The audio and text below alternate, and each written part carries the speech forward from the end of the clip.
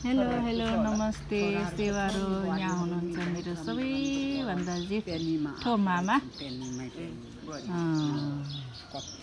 उहाँ चाहिँ धेरै साल बादमा नेपाल फर्किनु भएको छ। ल मामा सेवारो नाम भनिदिनु त के हो? मेरो हजुर कर्णाहाङ लिम्बू। कर्णाहाङ लिम्बू आङबुङ्गे हैन? काका हाम्रो मामा हुनुहुन्छ। कति सालमा उता आसाम जानुभएको? 22 सालदेखि 2022 सालमा आसाम जानुभएको। उतै बसोबास गर्नुभएको। अनि अनि अनि अनि कति साल बादमा नेपाल आउनुभयो? म चाहिँ उसको छोरी पति चापती ठुलो छोरी। ठुलो छोरी। नमस्ते सेवारो काका। सेवारो यता छ्यामा हुनुहुन्छ। अनि अनि कति साल बादमा नेपाल आउनुभयो? अहिले त थुप्रै भयो।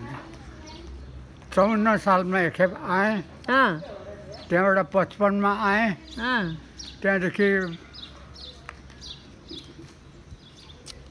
65-66 मा आएँ। हजुर 3 खेप भयो आएको। 3 चोटि आउनुभयो। उसको देखिँदैन। अनि अनि अनि अनि अहिले अब 2081 मा आउनुभयो। आना जाने क्रम भइरहेछ। 4 खेप हुन्छ। 4 चोटि हुन्छ। अनि उता राम्रो के त रमाइलो लाग्छ?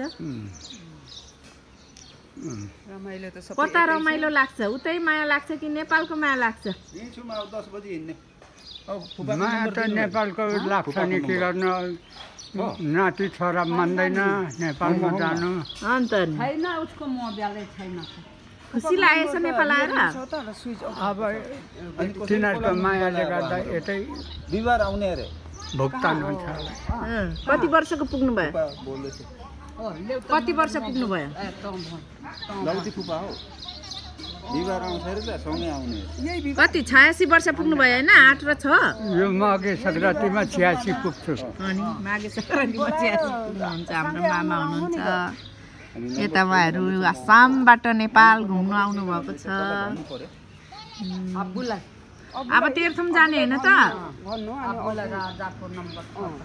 अनि मामा खर्च छैन के भन्छ होला यताबाट तेह्रथुम जाने होइन? अब अँ, मूल घर तपाईँ जन्मेको घर देखिँदैन। कति हो हैन।